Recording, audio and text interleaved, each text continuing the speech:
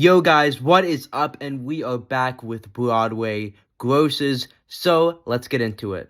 And Juliet went from 100% last week to this week's 99.99 for 7 performances, and I think last week it had 9 performances, which explains why it dropped by almost 700,000, which is insane.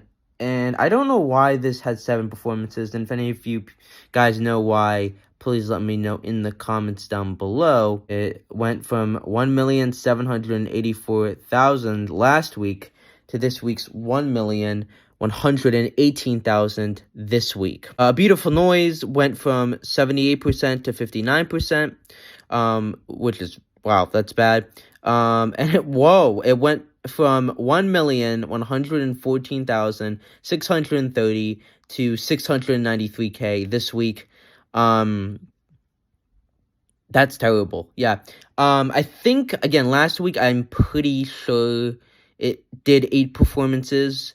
And again, it's A Beautiful Noise is a very unorthodox business model, as we've discussed in various videos. So just when you think it's out, it comes back, but eventually it'll be out enough that it won't have a comeback. So for now, I think it's fine, but I'm pretty confident that it will close at some point this year. Back to the Future did 101% last week, and this week 99%, going from 2,109,424 to 1,374,815, which is a 734K drop.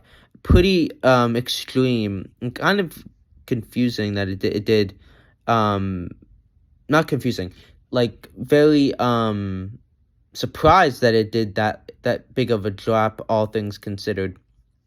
Days of Wine and Roses did pretty amazing with only 2 performances, 100% capacity, and 162K for its overall gross.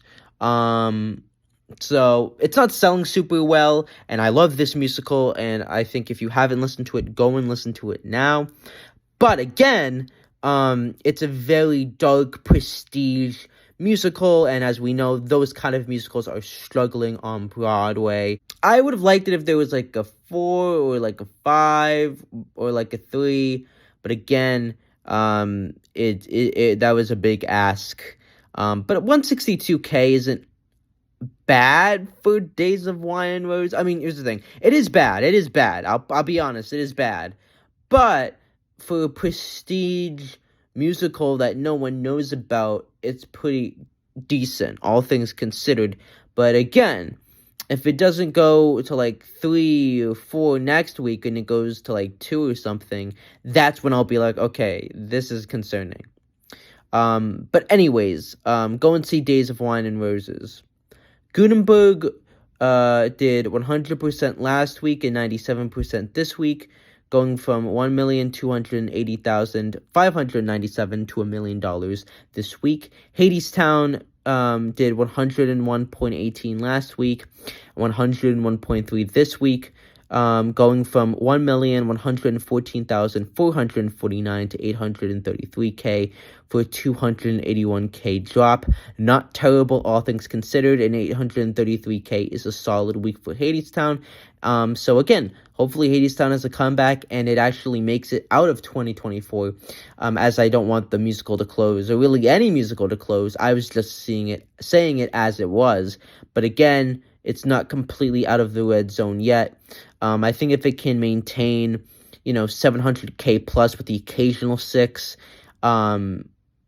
it probably won't close at all. And even if it does do that, they could keep it going. But it definitely is, the end of the beginning. No, the beginning of the end for Hadestown, as when musicals begin stunt casting, as they are now doing, means the musical is running out of steam.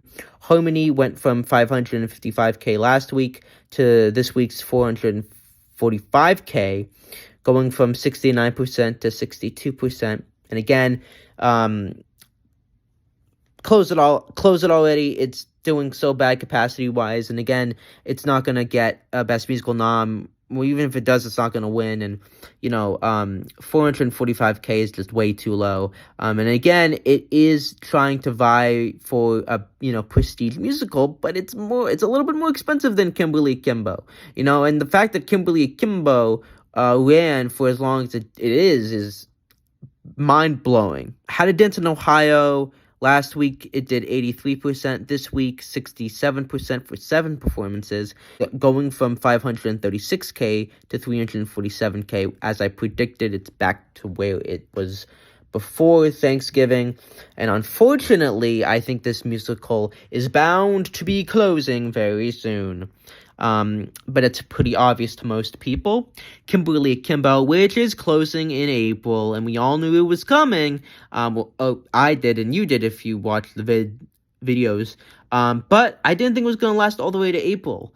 And someone said this is going to outrun Band's Visit and Fun Home, which is pretty amazing. It's one of the longest running best musicals since before COVID, or since I guess Hadestown. So I'm glad that it stayed on as long as it did, despite box office wise it doing so poorly. And last week, capacity wise, Kimberly did 96% to this week's 89%, going from 720K to 546K. Merrily We Roll Along played 100% capacity, going from 1,995,358 to 1,785,231. Still a behemoth, but that average ticket is going down a little bit. It's at 231. And so I do wonder, will Merrily start to soften in the next 2 months, because it was sold out practically in its first few months, but as you start to get, further into the run, more seats available, more, reasonable prices. I'm not saying it's going to flop or it's going to, go under 1 million. I'm just saying I do think we might see a little bit softer numbers. Mulan Rouge did 99% last week and 99% this week, and it went from 1,786,154 to this week's 1,335,524, on the lower side of drops, which is pretty nice for that show. Shucked did 99.37 last week and 97.97 this week, going from $1 million to 924K. 6 made $1 million this week and 97% capacity. Spamalot went from 96% to 91%, going from 1,503,187 to $1 million this week, so it's doing spectacular.